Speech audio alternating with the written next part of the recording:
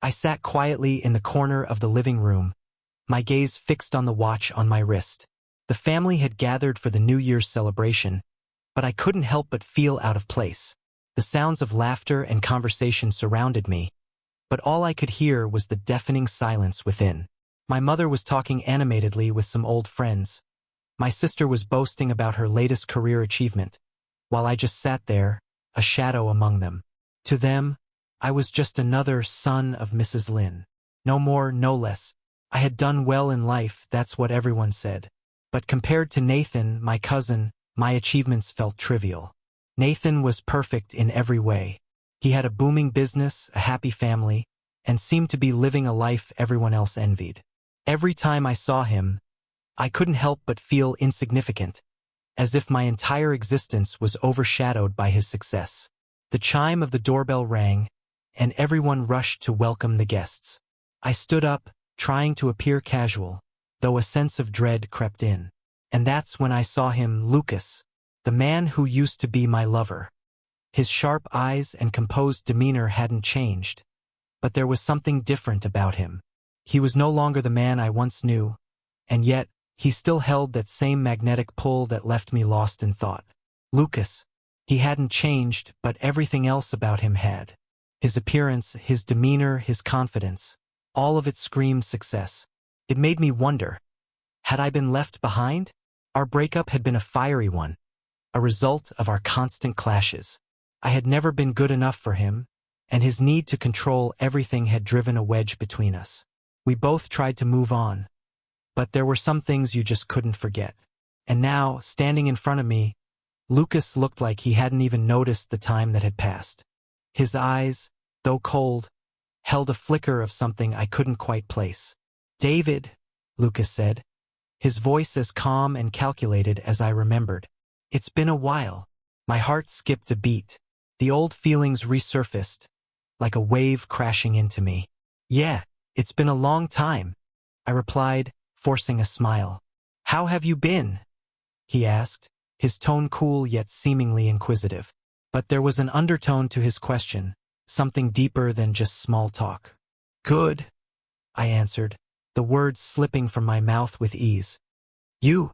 Same old," he said with a shrug, though I knew it wasn't entirely true. "Still running my startup, still working on bigger things." He paused and then added, "How about you? Finished your master's yet?" The question hit me harder than I expected. My pursuit of a higher degree had been slow, and I still hadn't completed my thesis. Lucas, always the overachiever, had never understood my struggles. It wasn't just about academic failure. It was about feeling constantly inadequate in his presence. "No, not yet," I replied, my voice a little too tight. "Still working on it." Lucas gave a faint smile, a smile that was more like a knowing smirk than anything else. "I see." His eyes scanned the room, briefly making contact with my mother, who was deep in conversation. He didn't acknowledge her, but his gaze seemed to linger for a moment too long, as if assessing the situation. Before I could say anything else, Lucas turned back to the crowd and waved over a waiter, ordering a glass of wine with an air of authority.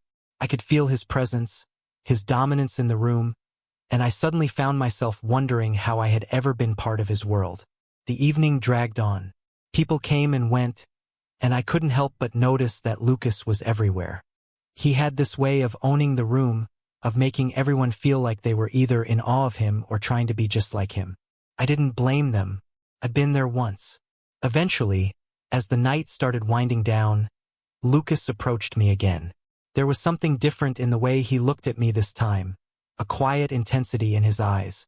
"I'm sure you've heard," he began, his tone casual but sharp. "My company's growing, and we're looking for some new talent. I think you'd be a good fit." I blinked, unsure of what he meant. My mind raced, trying to make sense of his words. Was this some sort of joke? Was he testing me again? "I'm offering you a position," he continued, his voice low but confident. "If you're willing to join, I think you could really make something of yourself. You're smarter than this, David." His words cut deep. I knew what he was doing. He wasn't offering me help. He was daring me to prove I could succeed in the world he had already conquered. I had no choice but to accept, to prove that I wasn't just someone stuck in the shadow of his success. I felt my heart race as I processed his words. The old David would have rejected him outright, but now I was different. A part of me wanted to show him that I wasn't the same person I was when we broke up. I wasn't that boy who had always felt small in his presence. "I'll think about it," I said, my voice steady, though my mind was in turmoil. Lucas smiled, but there was something calculating in his eyes, something that told me this wasn't just an offer.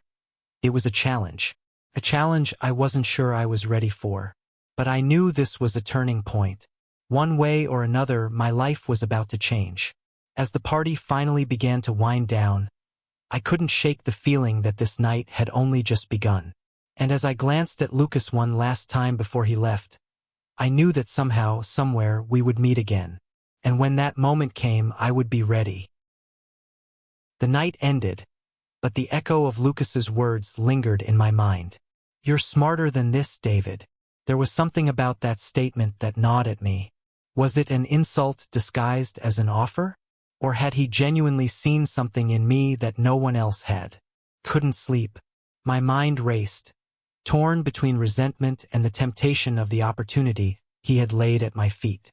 I had spent my life in his shadow, always second best, always struggling to find a place where I could stand on my own. But now here was Lucas, offering me a way out of this rut. Was it a trap? Was he trying to prove that I could never rise above him?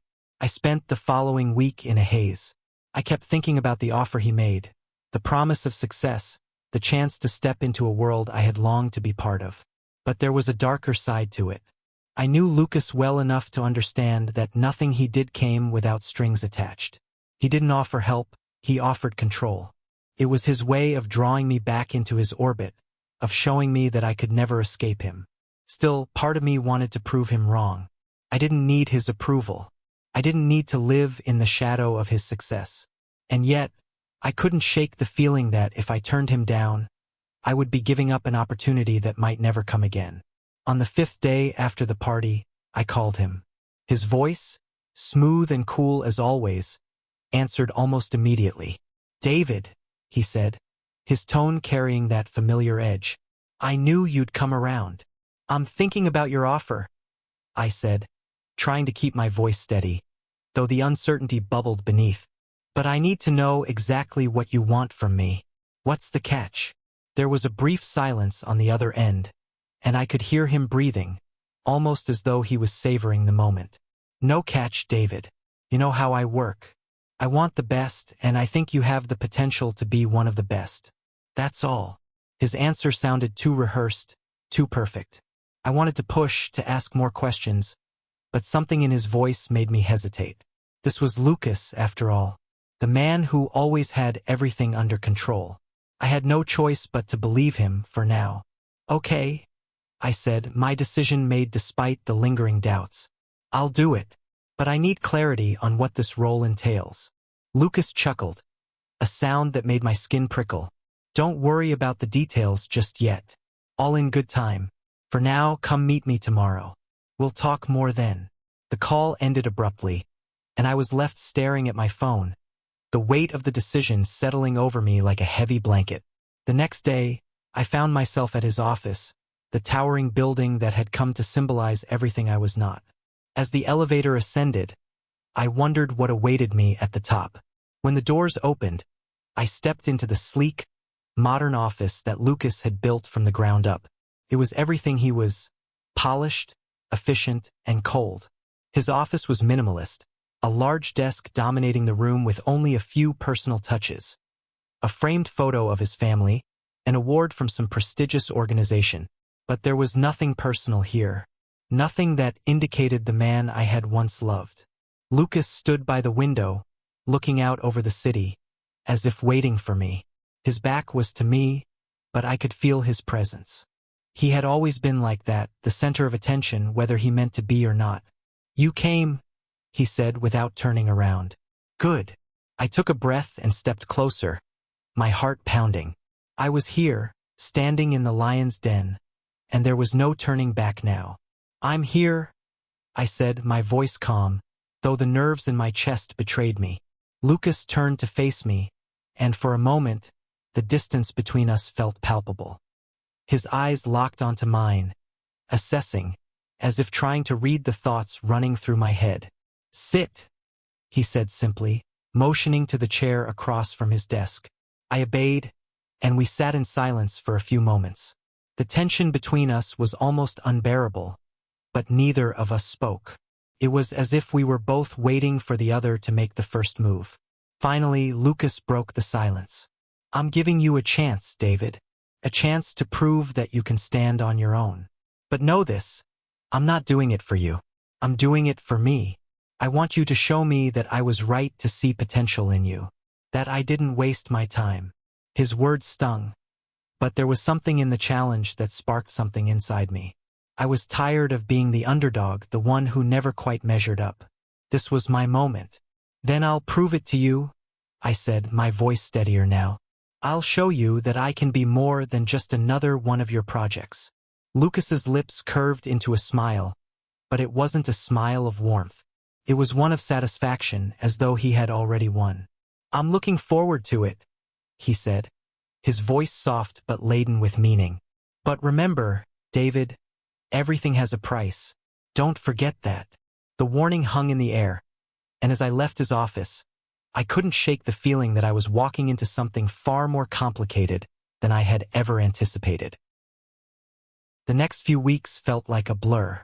The transition from a small-time consultant to a major player in Lucas's world was nothing short of overwhelming.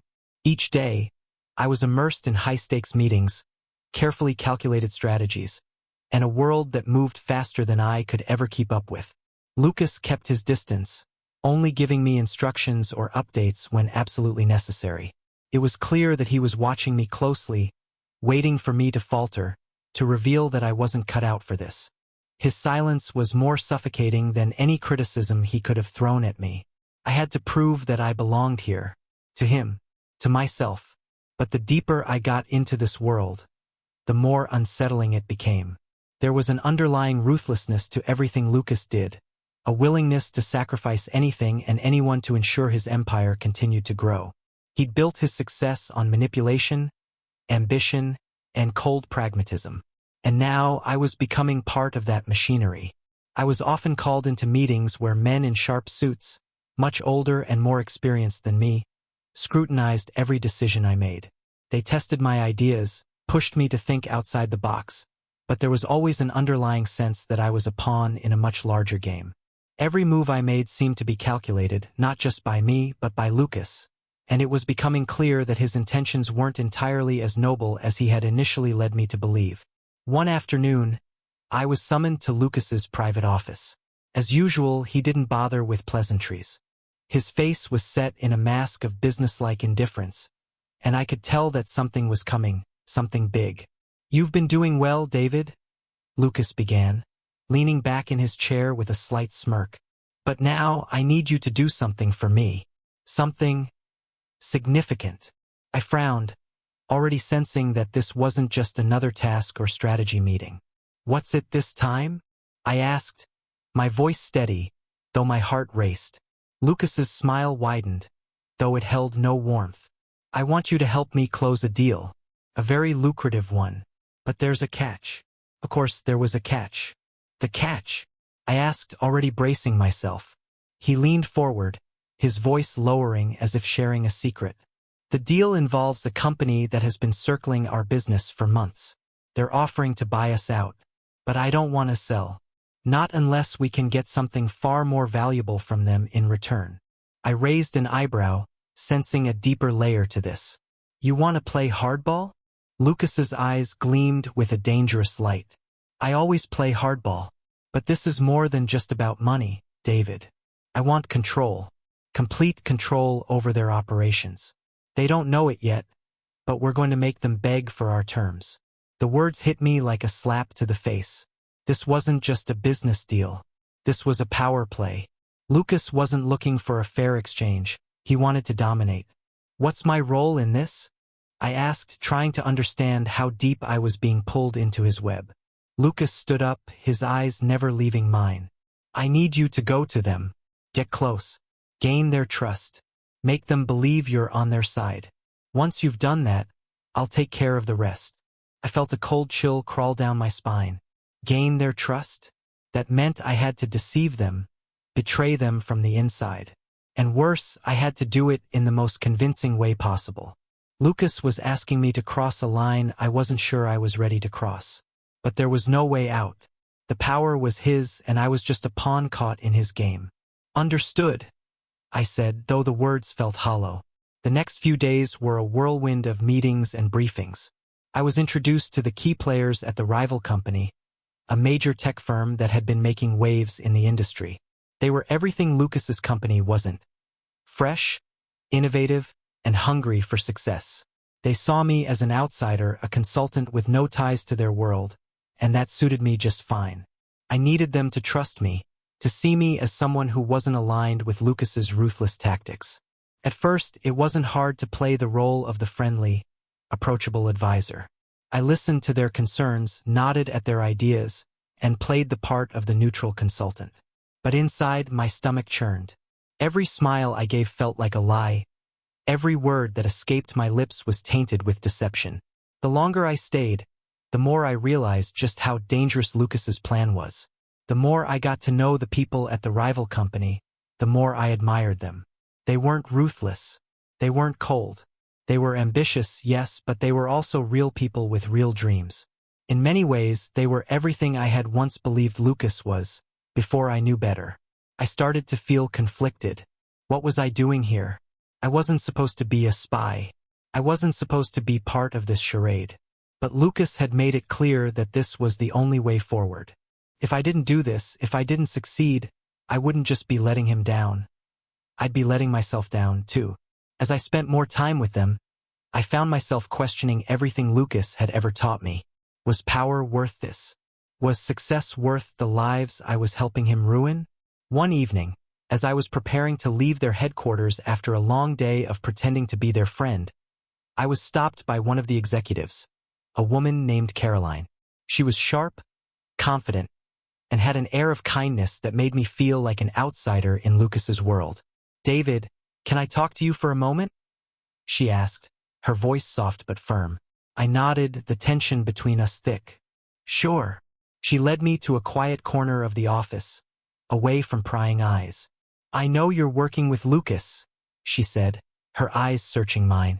"But I need to ask you something. Are you really on our side?" I froze.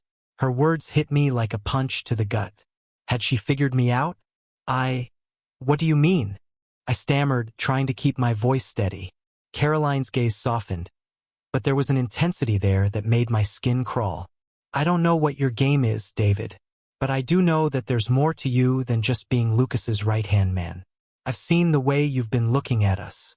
You don't belong in his world. You belong in ours." Her words hung in the air, and for a brief moment, I was paralyzed by the realization of just how deep I was in this mess. The weight of Caroline's words haunted me long after I left the office that evening. It felt like I was standing on a precipice, my mind torn between two worlds. On one side, there was Lucas, the man who had shown me power, ambition, and the cold, brutal truths of the corporate world. On the other side, there were Caroline and the people at the rival company, driven but human, people who still believed in fairness, in the value of dreams over mere profit. I spent the next few days in a haze, trapped between the loyalties I had developed toward Lucas and the unsettling realization that I might be helping to destroy something far more innocent than I had imagined. What Caroline had said, in the quiet moments when no one was watching, echoed in my mind. "You don't belong in his world. You belong in ours." I couldn't shake the feeling that Caroline was right, that maybe I had been blinded by Lucas's promises of power, and that in the process, I had lost sight of who I really was or who I wanted to be. But I also knew that walking away wasn't an option. Not yet, anyway. I had come too far, and Lucas's grip on me was too tight. To betray him now, to sever the connection that had become the core of my professional identity, would destroy everything I had worked for. I couldn't do that, not yet. That night, as I lay in my bed, staring at the ceiling, I thought about the deal Lucas had tasked me with, about the manipulation, the power play that would soon unfold. This wasn't just about business. It was about Lucas asserting his dominance, stamping out any competition. He would tear down anyone who stood in his way, and I was supposed to be the tool that made that happen. I had become part of that machine, and the machine didn't care about the people it crushed. But how could I back out now? I took out my phone and stared at the messages Lucas had sent me, all of them about the next phase of the plan. He was eager, anticipating my success, eager to see me close the deal, eager to watch me break the rival company from the inside out. It sickened me to realize how easily he saw people as chess pieces, manipulable, disposable. I tried to sleep, but it was useless. Every time I closed my eyes, I saw Caroline's face, those searching eyes, as if she could see through every layer I'd built up. What would happen if I really did switch sides? If I took Caroline's offer and exposed Lucas? Would I be able to live with the consequences? The next day, I made a decision. I would play the game, but I wouldn't be a pawn any longer. The tension between Lucas and me was palpable as the days went on. He could tell something had changed. I wasn't as eager as I had once been. My enthusiasm was tempered by doubt, and it wasn't lost on him. He would often pull me into private meetings, scrutinizing my every move, waiting for me to slip up. But I was careful. I kept my distance, playing my part without revealing too much.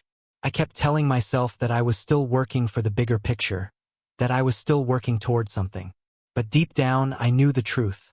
I was lying to myself just as much as I was lying to everyone else. Then came the night of the meeting, the one that would change everything. It was an opulent ballroom, a celebration of success, a facade of smiles and toasts that masked the cutthroat world we all inhabited. It was also the night the final negotiations with the rival company would take place. Lucas had gathered his team, and I was tasked with keeping the rival team distracted, making them think we were on the same page, when in reality we were setting them up for a crushing betrayal. I found myself in the midst of a conversation with Caroline again, standing in the corner of the room, her eyes on me as always. She seemed different tonight, more resolute, as if she had made up her mind about something. "But what? You're quiet tonight," she said, her voice carrying above the chatter. "What's on your mind?" I hesitated, feeling the weight of her gaze. "I'm thinking about the future," I replied. It wasn't a lie, but it wasn't the whole truth either. "Funny," Caroline said, her lips curling into a small smile. "I'm thinking about mine too, and I think we might have the same idea." I raised an eyebrow, my heart skipping a beat. "What are you talking about?" Caroline leaned in closer, her voice low. "You know what's happening tonight, David. You know the deal Lucas is making. You know it's not just about money. It's about power. And if you stay on this path, you'll help him destroy everything I've worked for. Everything that we've worked for." I looked at her, trying to keep my expression neutral, though inside I was burning with conflicting emotions. "So, what do you want from me?" "I want you to choose. For once, make a decision for yourself. Not for Lucas. Not for me. For you." It was like she had reached into my chest and yanked out all the fears and doubts I had been hiding. And then, in that instant, everything became clear. Caroline wasn't just offering me an out. She was offering me a chance at redemption. A way to stop the madness that Lucas was spreading. A way to break free from the chain that had bound me for so long. But would I take it? Would I betray Lucas, the man who had brought me to the top, who had shown me the kind of success I had only dreamed about? In that moment, I realized something. Success wasn't worth the cost if it meant losing my soul. The final negotiations began, and I knew I had to act. The moment of truth was here. I stood by Lucas, listening to the rival company's offer, the numbers flying by as if this was all just business as usual. But my mind was elsewhere, racing with the choices I had to make. Lucas glanced at me, a quiet smirk on his lips, as if he knew I was about to make the decision that would either solidify my place in his empire or make me an enemy for life. But then, before I could make my move, I saw something unexpected. Caroline stood up, walking confidently toward the center of the room, her eyes locked on mine. Without a word, she took a step forward and addressed the entire room. "I can't let this happen," she said, her voice steady and unwavering. The room fell silent. I won't let this deal go through, she continued. This isn't what we agreed upon. This isn't the future we deserve. My heart raced. This was it. Caroline was risking everything to stop Lucas, and she was offering me a way out. Lucas's eyes narrowed, and I could feel his anger boiling beneath the surface. But in that moment, I knew where I stood. I didn't need to say a word. My silence spoke volumes. The ballroom had gone silent. It was a moment suspended in time, the air thick with tension. Caroline stood at the center of the room, her presence commanding attention. As she laid bare the truth, no one else dared speak. Every word she spoke was like a blow to the carefully constructed empire Lucas had built. And in the depths of my soul, I felt that blow land. I had always thought I was in control, always believed that I was the one making the decisions, the one who was above the fray. But now, standing in the midst of it all, I realized that I was no more than a piece on a chessboard. And Caroline? She had come to take my place. She had come to expose Lucas for what he truly was. A man who would sacrifice everything, morality, loyalty, even lives, just to expand his empire. I turned to Lucas, my gaze searching his face, but there was nothing there. No surprise, no hesitation, just cold fury. His jaw clenched as he glared at Caroline, and for a split second, I saw something different in his eyes, something darker. The room buzzed with whispers as everyone waited for the next move. I could feel the weight of 1,000 eyes on me, but my body felt like it was moving on its own. The decision that Caroline had forced upon me, it was here, the moment of truth. David, Lucas said, his voice low but laced with venom. What's it going to be? Are you with me? Or are you with her? I didn't answer him immediately. Instead, I looked back at Caroline, the woman who had risked everything to challenge Lucas, to offer me a chance at redemption. She was waiting for me to choose, to decide whether I would be the man I wanted to be, or the man I had become. David, Lucas's voice rose, impatient now. You know what happens if you turn against me. The words hung in the air, thick with threat. But there was something in them, something final. Lucas was no longer just offering me a future in his empire. He was demanding it. He had made me a part of his world. And now, to leave would be to destroy everything I had worked for. I would be nothing. But then, I thought of the things I had seen, the people whose lives had been ruined, whose dreams had been shattered by his greed. I thought of Caroline, standing here, fighting for something better, something more than just power, more than just money. And in that moment, everything became clear. I stepped away from Lucas, my body moving with a calmness I didn't know I possessed. The whispers grew louder, but I was deaf to them. My gaze never left Caroline. I walked toward her, each step a declaration of my intent. I was done being his pawn. Lucas's eyes were wide with disbelief, his face twisting with anger. He opened his mouth, but no words came out. I could feel the weight of his fury, but it didn't scare me anymore. You've made a mistake, he said, the words chilling me to the bone. No, I replied, my voice steady. I haven't. You made the mistake when you believed I was yours to control. I reached Caroline, my heart pounding in my chest. Without a word, I extended my hand to her, an offer of solidarity, a chance to build something new together. For a moment, she hesitated, her eyes searching mine. Then, slowly, she took my hand. It was a simple gesture, but in that touch, I felt everything I had been running from, every fear, every doubt, fade away. We had done it. We had taken the first step. Lucas's fury was palpable as he stood there, his chest rising and falling with each breath. The room had turned into a battleground, the lines drawn in the sand, and I had crossed them. There was no turning back now.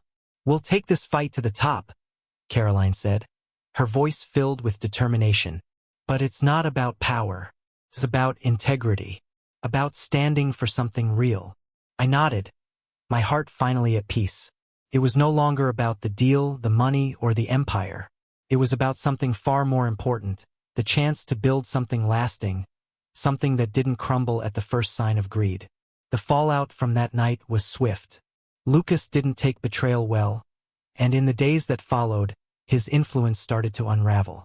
He used every tactic at his disposal to try and regain control, threatening, manipulating, even using his vast network to destroy my reputation. But it didn't work. The world had shifted, and people were starting to see Lucas for what he truly was.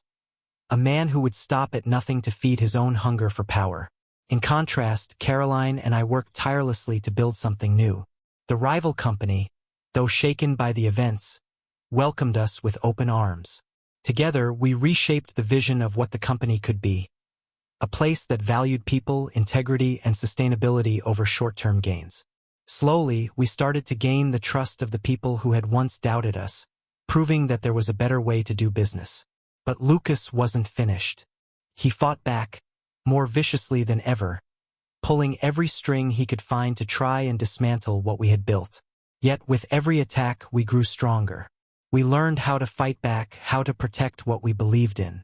And through it all, I kept coming back to the decision I had made that night, the decision that had cost me everything I had once known.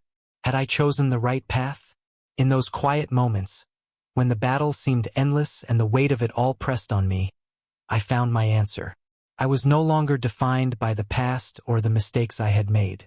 I was defined by the choices I had made to get here. And with Caroline by my side, I knew we would continue to fight. Not for power, not for money, but for something much more valuable. A future where we could truly make a difference. The dawn was breaking, casting a soft golden light over the city below. But I couldn't shake the weight of the last few days. I sat at my desk, staring out the window, my mind still racing through the consequences of every choice I had made, every moment that had led me here. Caroline had always told me that the path we chose wouldn't be easy, that the Real fight was just beginning. She was right. The battle against Lucas and the empire he had built had taken everything from us. But now, it seemed like we were on the cusp of something much larger. Something that could change the course of our lives and the world around us. But even as we stood on the edge of success, I felt a familiar weight on my chest. What was the cost of all of this? What would we lose to truly win? The soft click of the door opening snapped me out of my reverie. Caroline stepped inside, her face a mixture of determination and exhaustion. Her eyes met mine, and in that single glance, I could tell we were both thinking the same thing. The end game was upon us. "We need to talk," she said quietly, walking toward me. I leaned back in my chair, my heart pounding. I knew what she meant. The final confrontation had arrived. It had always been coming. Lucas had never let us go, never stopped plotting. We had thought the worst was behind us, but we had underestimated him. The whispers in the business world had grown louder, and the smear campaigns against us had escalated. He had one final move to make. "What's his move this time?" I asked, my voice low. "He's been getting closer to the people we've been working with. There are rumors he's been pulling strings behind the scenes, trying to make deals with our partners. He knows we're on the verge of breaking through, and he's going to try to take it all away from us. We can't afford to let him get to them." Her words hit me like a punch to the gut. I had hoped, prayed even, that we could avoid a final showdown, but I knew better. Lucas wouldn't rest until he had destroyed everything we had worked for. "Then we make sure that doesn't happen?" I said, my voice steady despite the chaos building in my chest. "We need to take the fight directly to him." Caroline nodded, but there was a subtle hesitation in her gaze. "But this time, David, we can't just play by the rules. We have to outsmart him, use his own tactics against him. If we're going to win this, we need to destroy him completely." A part of me wanted to hold on to the ideals we had been fighting for, the integrity, the honesty, the belief in something better, but I knew that sometimes you had to fight fire with fire. Lucas had shown us no mercy. It was time we stopped holding back. The next few days were a blur. We worked tirelessly, using every resource at our disposal. Every conversation, every deal, every plan was executed with precision. We worked quietly, in the shadows, gathering the evidence we needed to expose Lucas once and for all. But as the final pieces fell into place, I couldn't shake the feeling that we were about to set off a chain reaction that could not be undone. There was a price to pay for all of this, the kind of price that could change everything. The night before the final confrontation, Caroline and I sat together, the weight of what was to come hanging heavily between us. The plan had been set in motion. Lucas would fall. He would be exposed for his crimes, his manipulation, his greed. But in doing so, we would have to burn bridges with some of the people we had worked so hard to align ourselves with. "I'm not sure if we'll be able to go back after this," I said quietly, my eyes meeting hers. "Once we expose him, everything will change. Our lives will never be the same." Caroline looked at me, her expression unreadable. But then, her lips curved into a small smile. "That's the point, isn't it? We've already lost everything once. What's there to lose now?" Her words settled into me like a truth I had been avoiding. We had already lost so much, the trust, the innocence, the dream of what we could have been. But now we were stronger. We were ready. The next day, everything came crashing down. The final meeting was held in the same grand boardroom where it had all begun. Lucas sat at the head of the table, his usual air of control and superiority now replaced with an edge of desperation. He knew something was coming. He knew we were ready to expose him, to take him down. "You think you've won, don't you?" Lucas said, his voice sharp, his eyes burning with malice. "You think you can take me down with your little games. But you have no idea what you're up against. I've built this empire, and I'll burn everything to the ground before I let you take it from me." I stood across from him, my heart steady despite the chaos in the air. "It's already over, Lucas," I said, my voice calm. "Your empire is built on lies, and we have the evidence to prove it." I could see the realization dawn in his eyes. The truth was out. He had underestimated us. He had thought he could control everything, manipulate everything. But in the end, it was his own hubris that had destroyed him. "You can't do this," Lucas spat, his face contorted in rage. "Actually, we can," Caroline interjected, her voice cold and firm. "And we will." The room was silent for a long moment as Lucas's fury turned to cold calculation. He knew he had lost, but it didn't matter now. The damage was done. The truth would be revealed, and his empire would crumble. With the final blow delivered, Lucas was exposed for his many crimes, his manipulations, his exploitation, his greed. The world watched as the mighty fall, and the people he had betrayed finally had their chance for justice. The aftermath was both bittersweet and liberating. The company we had built together withstood the storm, emerging stronger and more determined than ever. We had fought for something greater than just success. We had fought for integrity, for honor, and for the belief that we could do things differently. But even as we celebrated, I knew there was no going back. We had crossed a line that could never be undone. The world had changed, and so had we. The road ahead would not be easy, but for the first time, I felt like we were truly on the right path. Caroline and I stood together, looking out at the skyline. The city below seemed to hum with possibility, the dawn of a new day. "We did it," I said quietly, my voice filled with a mixture of relief and hope. "We did," she replied, her smile soft but knowing. But there was one thing I had learned over the past few months, one truth that had become clear. The fight was never really over. Every victory came with its own price, its own consequences. And as the future stretched before us, we both knew that the true test had only just begun. In the end, it wasn't about the empire or the wealth or the power. It was about the choices we made along the way. It was about the people we became in the face of adversity. And as Caroline and I looked to the future, we knew one thing for certain. No matter what came next, we would face it together.